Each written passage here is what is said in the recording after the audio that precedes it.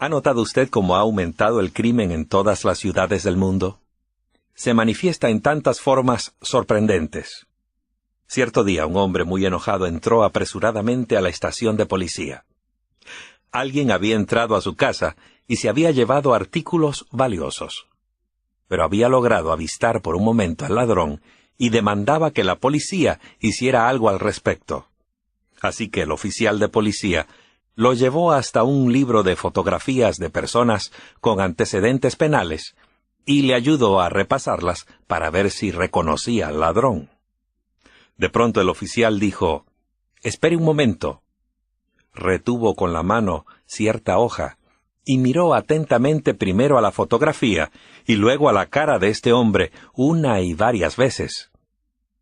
«¿Es usted?», exclamó el policía. «Y dice allí que hay en pie una orden de arresto en su contra». Y sucedió que ese enojado propietario, que había irrumpido en la estación de policía demandando justicia, terminó sin querer identificándose a sí mismo como un criminal buscado. El crimen y la violencia están en todas partes, aun donde menos se espera. Están presentes en el lugar de trabajo, en las fábricas, en nuestras villas, pueblos y ciudades. En algunos países son muy frecuentes los disturbios, los levantamientos y robos. Las calles se han vuelto peligrosas. Las noticias en todo el mundo informan acerca de asesinatos, secuestros, bombardeos terroristas, asaltos, violaciones, robos, desfalcos, corrupción gubernamental. ¿Por qué va en aumento el crimen? ¿Qué hay detrás de todo esto? ¿Qué ha pasado con nuestro mundo? En el mundo occidental y en los países de mayor afluencia económica, ha surgido una nueva generación. Jóvenes escépticos y desafiantes que todo lo cuestionan. Dios está llamando a los adultos para que sean modelos para sus hijos. Los niños imitan el comportamiento de la sociedad que los rodea. ¿Quiénes serán sus ejemplos espirituales? Hay padres que hacen trampa en su trabajo o en el pago de sus impuestos. Madres que practican el aborto y parejas en que los dos se engañan entre sí. Los niños lo ven todo, y los hogares rotos están dejando horribles cicatrices. ¿Quién va a inculcar el sentido del bien y del mal si los padres no pueden o no quieren hacerlo? Por supuesto, los padres no pueden dejarles toda esa gran responsabilidad a las escuelas. Muchas no enseñan o no apoyan los conceptos morales de ellos. Pareciera existir la noción de que ha pasado ya la necesidad de considerar a la Biblia como la norma moral. Hasta hay iglesias en la actualidad que enseñan tal cosa. Ya no tiene aplicación la norma de Dios con respecto al bien y al mal. Hasta dicen que los mandamientos han sido abolidos o ya no son relevantes, que son imposibles de guardar. Como resultado, muchas personas hacen lo que quieren y la sociedad está cosechando un abundante cúmulo de hogares quebrantados, de hijos fuera de control y de crímenes violentos. En palabras del profeta Oseas: «Porque han sembrado viento, cosecharán torbellino». Oseas 8:7. Pero debemos preguntarnos, ¿quién determina cuando una situación es buena o mala? ¿No son a veces el juicio moral de buenas personas imperfectas? Si no hay una norma fuera de nosotros mismos para hacer diferencia entre el bien y el mal, podríamos llegar a cualquier cosa. La Biblia nos recuerda, sin embargo, que no somos buenos jueces de lo que es bueno o malo. Hay un camino que al hombre le parece derecho, pero que al final es camino de muerte, dice Proverbios 16:25. El apóstol Pablo predijo: «Porque vendrá el tiempo cuando no soportarán la sana doctrina, más bien teniendo comezón de oír, amontonarán para sí maestros conforme a sus propias pasiones, y a la vez que apartarán sus oídos de la verdad y se volverán a las fábulas. Segunda de Timoteo 4, versos 3 y 4. Sí, aunque es triste reconocerlo, estamos descubriendo que no tenemos la libertad o el derecho de hacer a un lado las normas. Cuando se hace, surge el caos. Si se eliminaran todas las señales de tránsito, se provocaría el más completo caos en los caminos y carreteras. ¿Cuáles son las normas para discernir entre el bien y el mal? ¿Podemos saber a ciencia cierta qué es bueno y qué es malo? Tiempo atrás, Dios nos dio la fórmula para una sociedad libre de crimen. Y si siempre se hubiera seguido, el crimen nunca habría existido. Todos estaríamos seguros y felices en cualquier lugar de este planeta. Cuando los israelitas acamparon junto al monte Sinaí, el Señor descendió para encontrarse con ellos y dijo: «Yo soy Jehová tu Dios, que te saqué de la tierra de Egipto, de la casa de esclavitud». Primero el Señor se identificó a sí mismo como su libertador de la esclavitud. Él era el que había partido las aguas del Mar Rojo delante de ellos. Él era el protector de Israel. En otras palabras, les estaba diciendo: «Me intereso en ustedes. Pueden confiar en mí». Entonces, pronunció su ley divina, con el fin de que el ser humano pudiera saber cómo vivir en paz y seguro, y que pudieran hacer diferencia entre el bien y el mal. Vamos a echar una rápida mirada a la lista de los 10 mandamientos que Dios mismo proclamó desde la cima del Sinaí. «No tendrás otros dioses delante de mí. No te harás imagen, no te inclinarás ante ellas. No tomarás en vano el nombre de Jehová tu Dios. Acuérdate del día del sábado para santificarlo. 6 días trabajarás y harás toda tu obra, pero el 7º día será sábado para Jehová tu Dios. Honra a tu padre y a tu madre. No cometerás homicidio. No cometerás adulterio. No robarás. No darás falso testimonio contra tu prójimo. No codiciarás la casa de tu prójimo. No codiciarás la mujer de tu prójimo, ni su siervo, ni su sierva, ni su buey, ni su asno, ni cosa alguna que sea de tu prójimo». Éxodo 20, versos 3 al 17. Mientras los israelitas escuchaban, se conmovieron profundamente. Si esa era la voluntad de Dios, estaban determinados a hacerla. Pero entonces, sabiendo lo olvidadizo del ser humano, escribió Dios con su propia mano los 10 mandamientos en 2 tablas de piedra. Éxodo 31:18. Y cuando acabó de hablar con él en el monte Sinaí, dio a Moisés 2 tablas del testimonio, tablas de piedra, escritas con el dedo de Dios. Aun cuando esta era la primera vez que Dios había dado su ley en forma escrita, existía desde la eternidad, mucho antes del Sinaí, y aun antes de Adán y Eva, la eterna e inmutable norma del bien ha sido la base del gobierno celestial de Dios. De hecho, aun los ángeles se gobernaban por los mandamientos de Dios. Se les dio la opción de seguir la ley de Dios o de ignorarla y rebelarse contra ella. Satanás y sus ángeles eligieron hacer su propia voluntad, hacer sus propias reglas, y se convirtieron en demonios. Y esta rebelión los llevó a su expulsión del cielo. La Biblia dice: «Estalló entonces una guerra en el cielo. Miguel y sus ángeles pelearon contra el dragón, y el dragón y sus ángeles pelearon, pero no prevalecieron, ni fue hallado más el lugar de ellos en el cielo. Y fue arrojado el gran dragón, la serpiente antigua, que se llama Diablo y Satanás, el cual engaña a todo el mundo. Fue arrojado a la tierra, y sus ángeles fueron arrojados junto con él». Apocalipsis 12, versos 7 al 9. Pero hubo una gran compañía de ángeles que eligieron seguir a Dios y permanecer leales a su ley. Bendecid a Jehová, vosotros sus poderosos ángeles, que ejecutáis su palabra, obedeciendo la voz de su palabra. Salmos 103, verso 20. Adán y Eva conocían la ley de Dios desde el Edén, porque sintieron vergüenza y culpabilidad después de haber pecado.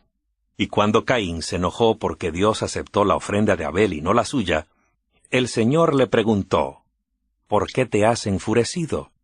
¿Por qué ha decaído tu semblante? Si no haces lo bueno, el pecado está a la puerta y te seducirá. Génesis 4, versos 6 y 7. Seguramente la ley de Dios ya estaba en vigencia en ese tiempo, porque se nos dice que donde no hay ley, tampoco hay transgresión. Romanos 4, verso 15.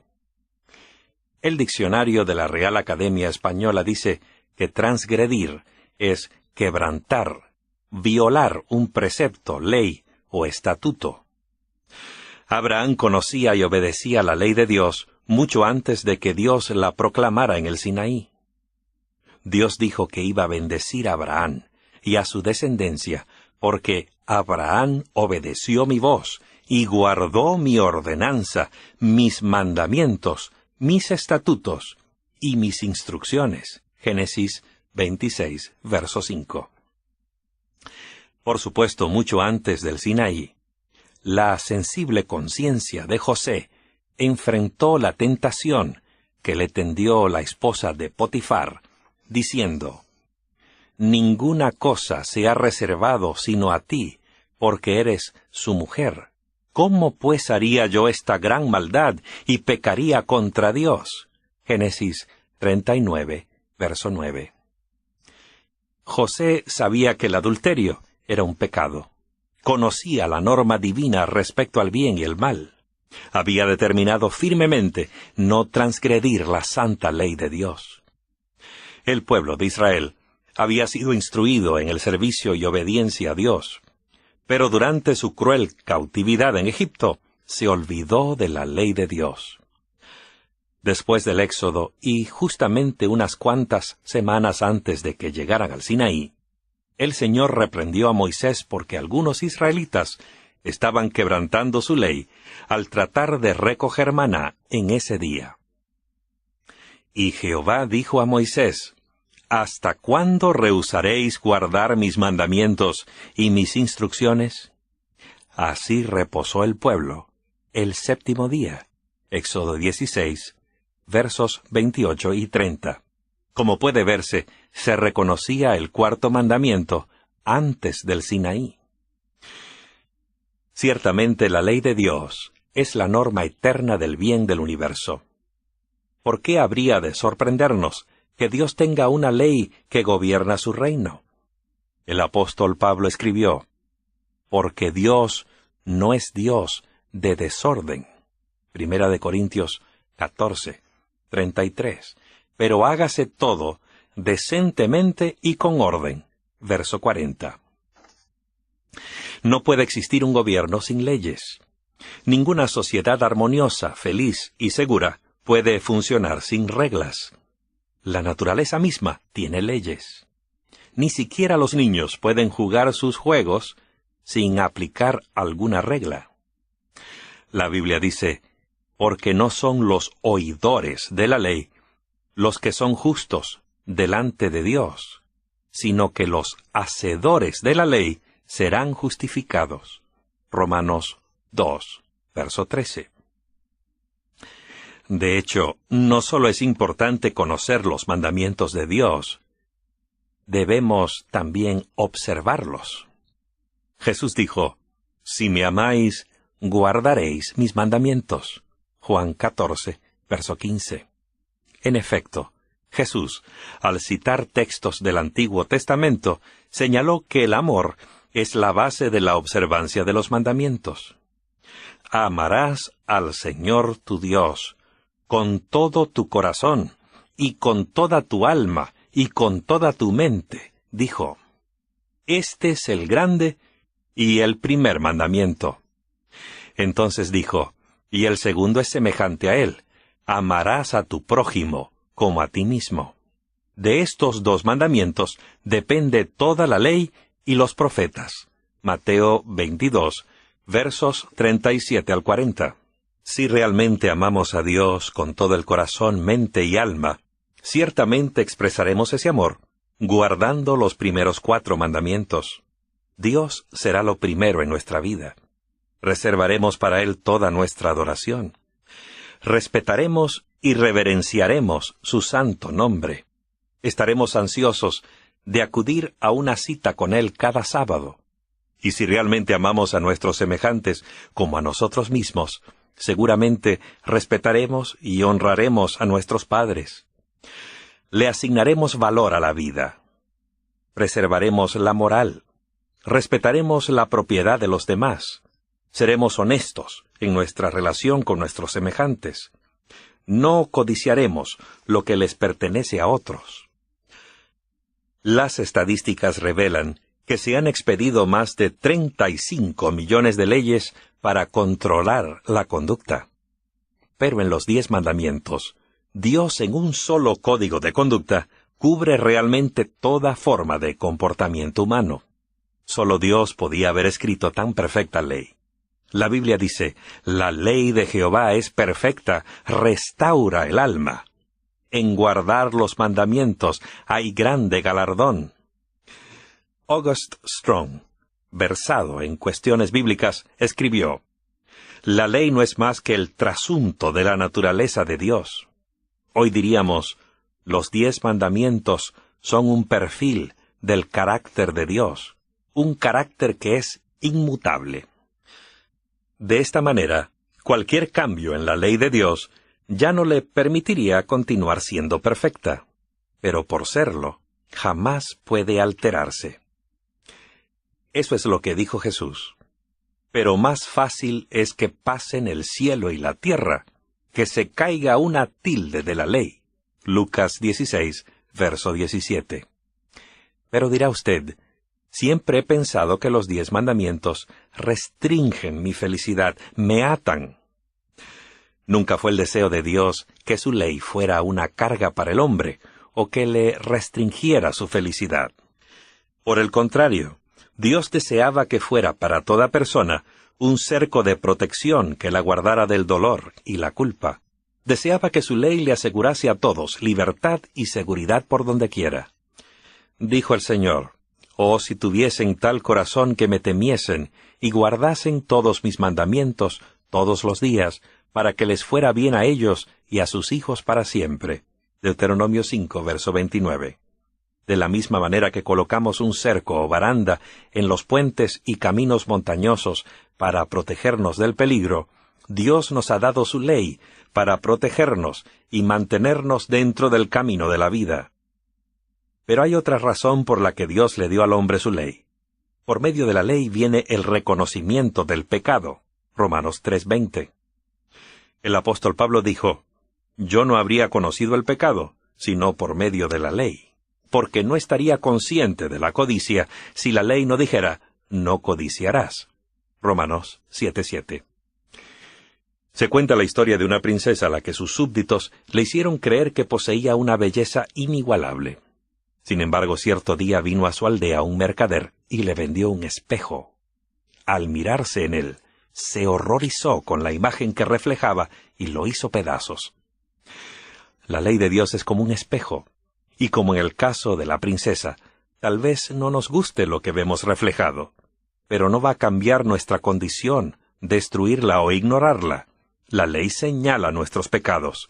Es una guía que nos ayuda a disfrutar de una vida feliz y libre de culpa, si seguimos sus instrucciones. La ley no puede darnos el poder de vencer el pecado ni de quitarnos la culpa. Ninguna cantidad de bien que hagamos puede borrar lo hecho en el pasado. ¿Cómo podemos entonces recibir el perdón? ¿Cómo podemos ser salvos de la penalidad de una ley quebrantada y la paga, que es la muerte? Dios colocó en las mismas puertas del Edén un recordativo gráfico de que la desobediencia trae consigo muerte, ya fuera para el desobediente o para el inocente sustituto. Debía ofrecerse en sacrificio un cordero que mostrara la fe del pecador en el plan de Dios para salvar al hombre. Esta fue la forma en que Dios ayudó a Adán a comprender cómo iba a morir el inocente Hijo de Dios para satisfacer las demandas de la ley quebrantada. Cristo, el Cordero de Dios, recibiría el castigo del hombre y sufriría su muerte. Como usted ve, la ley no puede salvar a nadie del pecado.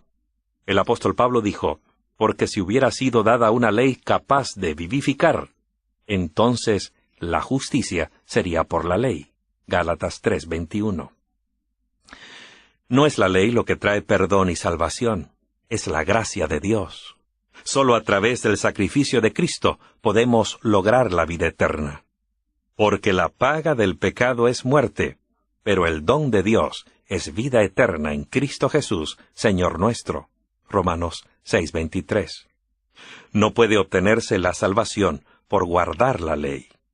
Porque por gracia sois salvos, por medio de la fe, y esto no de vosotros, pues es don de Dios. No es por obras, para que nadie se gloríe. Efesios 2, versos 8 y 9. Entonces, si somos salvos por gracia, ¿quedamos libres para vivir una vida de desobediencia? Nunca. El apóstol Pablo escribió, ¿qué pues diremos? ¿Permaneceremos en el pecado para que abunde la gracia? De ninguna manera, porque los que hemos muerto al pecado, ¿cómo viviremos todavía en él? La salvación se ofrece a quienes desean ser salvos del pecado y quieren ser parte del reino de Dios. Hay quienes piensan que ya no se tiene que guardar la ley. Detengámonos un poco a pensar. Si no hay ley, no hay pecado, porque el pecado es la transgresión de la ley. Si no hay ley, no necesitamos la gracia, siendo que la gracia es la amante misericordia de Dios para quien ha quebrantado su ley. Si no necesitamos la gracia, tampoco necesitamos la cruz. Si no necesitamos la cruz, tampoco necesitamos un Salvador. Si hacemos a un lado la ley, hacemos lo mismo con el pecado, la gracia, la cruz y el Salvador. ¿Y cuánto necesitamos al Salvador, amigo que me escuchas? Él murió en la cruz para salvarnos por su gracia, a fin de pagar la deuda del pecado cometido al quebrantar su ley. En esto consiste el Evangelio. La gracia no invalida la ley de Dios. Por la gracia de Dios, deseamos guardar su ley. Si un preso que espera su ejecución recibe un indulto y queda libre, ¿significa eso que está libre ahora para vivir una vida desenfrenada y hacer lo que quiera? Por supuesto que no. Siendo que fue perdonado, debe sentir más que nunca la obligación de respetar las leyes del país. Otra cosa sumamente importante. La ley de Dios señala nuestros pecados y nos ayuda a sentir la necesidad de un Salvador. Al aceptar a Cristo como nuestro Salvador y Señor, Dios nos perdona y nos da el poder de guardar sus mandamientos según nos promete. Pondré mis leyes en la mente de ellos, y en sus corazones las inscribiré. Hebreos 8, verso 10. Es muy fácil hacer algo que nos gusta, ¿verdad? Esta es la razón por la que el Señor les promete a aquellos que decidan seguirlo, que escribirá su ley en su corazón, y hará que sientan deleite en guardarla. Esta es la única forma como el hombre es capaz de obedecer y seguir a Dios. Fue por amor a su Padre, como Cristo pudo guardar los mandamientos. Dijo Jesús, «Yo también he guardado los mandamientos de mi Padre y permanezco en su amor». Y Jesús nos pide que mostremos nuestro amor hacia Él guardando sus mandamientos. «Si me amáis, guardaréis mis mandamientos». Juan 14, verso 15. La mayor demostración de amor y obediencia a la voluntad de Dios se hizo manifiesta una fría y oscura noche en un huerto, bajo un árbol de olivo. Gotas de sangre surcaban la faz de Jesús, el Hijo de Dios, mientras oraba. «Padre mío, de ser posible, pase de mí esta copa, pero no sea como yo quiero, sino como tú. El destino de la raza humana pendía de un hilo. El mundo pecador iba a salvarse o a perderse para siempre. ¿Haría a un lado este joven Galileo su natural deseo de vivir y alcanzar sus logros humanos para morir en el Calvario? Él podía haber enjugado el sudor de su frente diciendo, que el pecador sufra la consecuencia de su propio pecado. O bien podía elegir ir a la cruz por nosotros. Y así lo hizo. Murió por nuestros pecados. Derramó su sangre a fin de que pudiéramos recibir el perdón.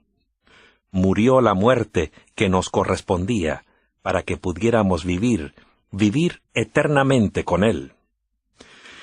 Siendo que Jesús pagó el precio de nuestros pecados, podemos recibir perdón ahora mismo a través de su sacrificio. Aquella cruenta cruz sobre el monte llamado Calvario es un monumento eterno del precio que Dios estuvo dispuesto a pagar para satisfacer las demandas de la ley quebrantada y salvar al hombre culpable. Si la ley de Dios se hubiera podido abolir o cambiar, Jesús no habría necesitado morir. No hubiera sido necesario el Calvario. Pero a la vez, Dios no podía ignorar los pecados del hombre culpable. No podía cambiar su ley. Por eso el hombre necesitaba un Salvador.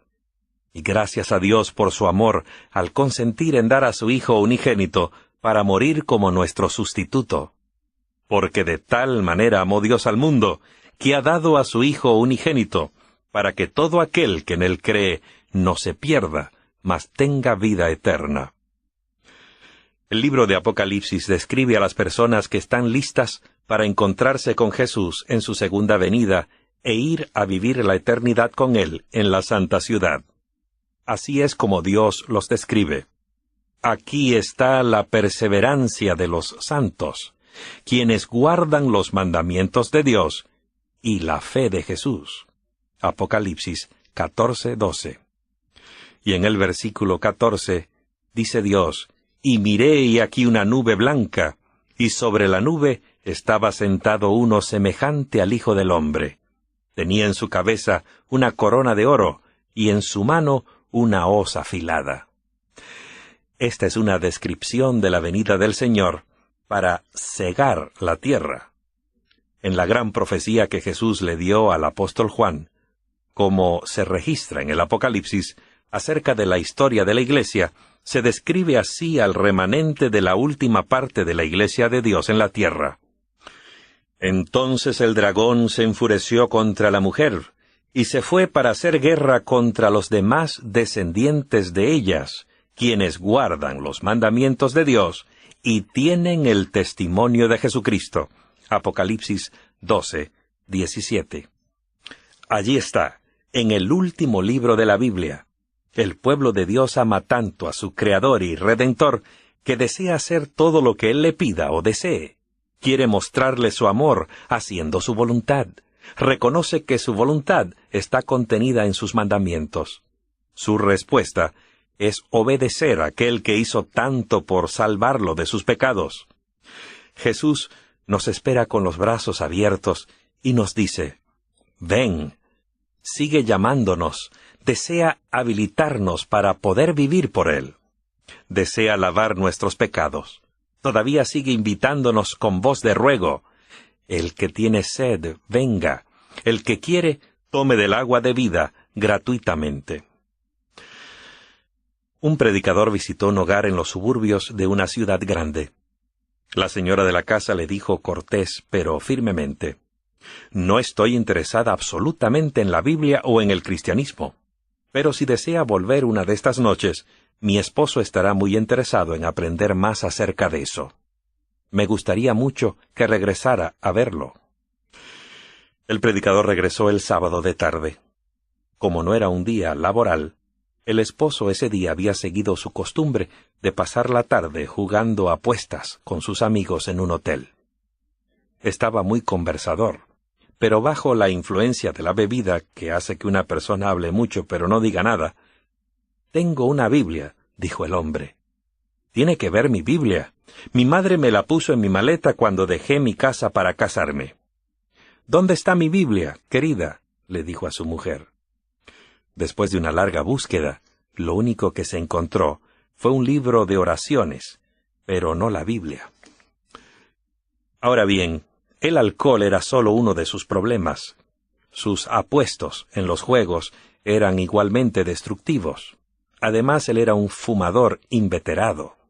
Esos y algunos otros hábitos habían agrandado una brecha abierta entre él y su esposa, que tenía listas las maletas para irse de la casa. Tenían planes de separarse. Las cosas estaban muy mal. Pero había en el corazón de este hombre un fuerte deseo por algo mejor que ni siquiera la bebida podía ahogar. El predicador hizo una cita para reunirse nuevamente con él el lunes de noche. Y allí comenzó una serie de estudios bíblicos semanales. Semana tras semana, al presentarse los temas de la palabra de Dios, el llamado de la cruz empezó a hacer su efecto. A través de su espíritu, Cristo estaba penetrando en otro hogar necesitado. Cuán maravillosa fue la noche en que este hombre le dijo al predicador: «Mi esposa se va a retirar ahora. ¿Podríamos conversar un momento de hombre a hombre?» Entonces le contó en forma franca la triste historia de una vida que había comenzado bien.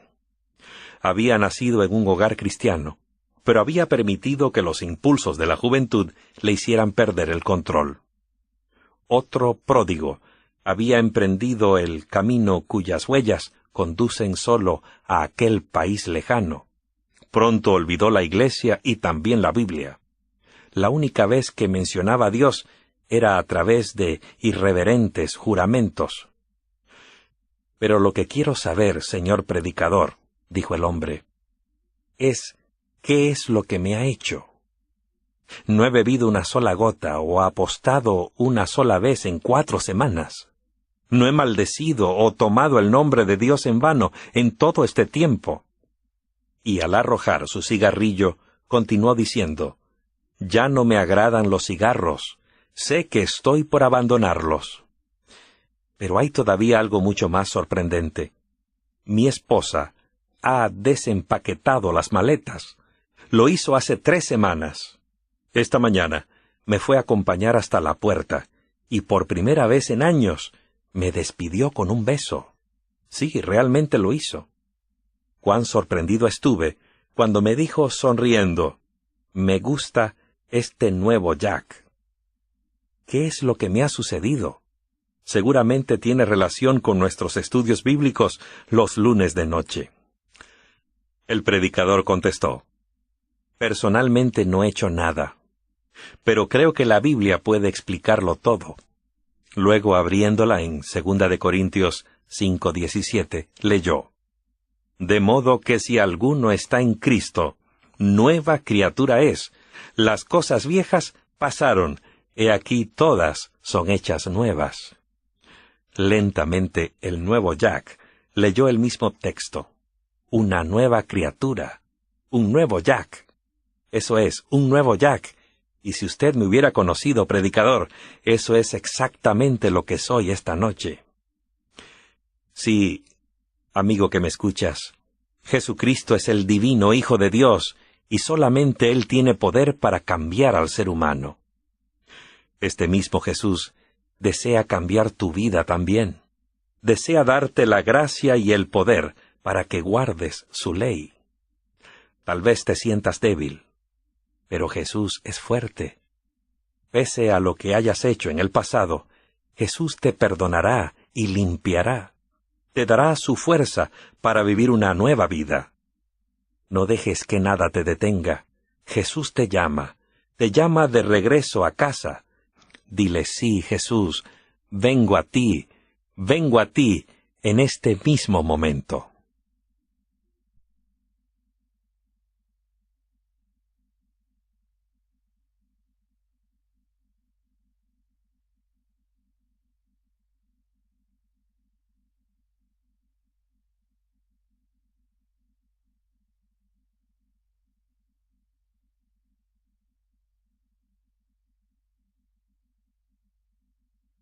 Escépticos y desafiantes que todo lo cuestionan.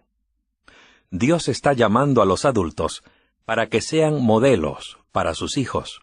Los niños imitan el comportamiento de la sociedad que los rodea.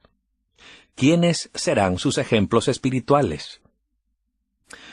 Hay padres que hacen trampa en su trabajo o en el pago de sus impuestos, madres que practican el aborto y parejas en que los dos se engañan entre sí. Los niños lo ven todo, y los hogares rotos están dejando horribles cicatrices. ¿Quién va a inculcar el sentido del bien y del mal si los padres no pueden o no quieren hacerlo? Por supuesto, los padres no pueden dejarles toda esa gran responsabilidad a las escuelas. Muchas no enseñan o no apoyan los conceptos morales de ellos. Pareciera existir la noción de que ha pasado ya la necesidad de considerar a la Biblia como la norma moral. Hasta hay iglesias en la actualidad que enseñan tal cosa. Ya no tiene aplicación la norma de Dios con respecto al bien y al mal. Hasta dicen que los mandamientos han sido abolidos o ya no son relevantes, que son imposibles de guardar. Como resultado, muchas personas hacen lo que quieren y la sociedad está cosechando un abundante cúmulo de hogares quebrantados, de hijos fuera de control y de crímenes violentos. En palabras del profeta Oseas, porque han sembrado viento, cosecharán torbellino. Oseas 8:7. Pero debemos preguntarnos, ¿quién determina cuando una situación es buena o mala? ¿No son a veces el juicio moral de buenas personas imperfectas? Si no hay una norma fuera de nosotros mismos para hacer diferencia entre el bien y el mal, podríamos llegar a cualquier cosa. La Biblia nos recuerda, sin embargo, que no somos buenos jueces de lo que es bueno o malo. Hay un camino que al hombre le parece derecho, pero que al final es camino de muerte, dice Proverbios 16:25.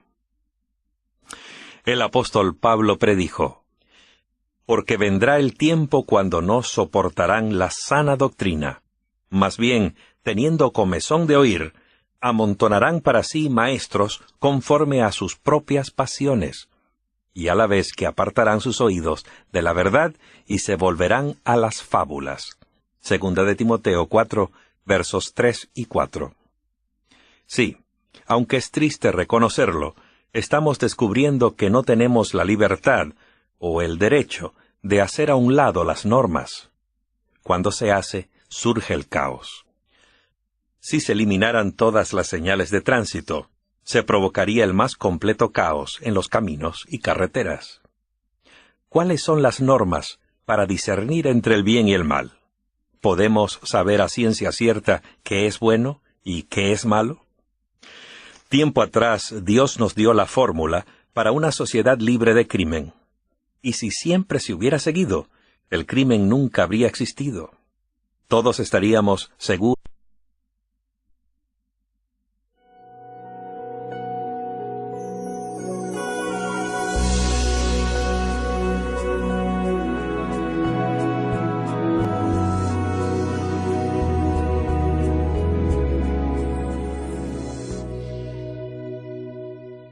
¿Ha notado usted cómo ha aumentado el crimen en todas las ciudades del mundo?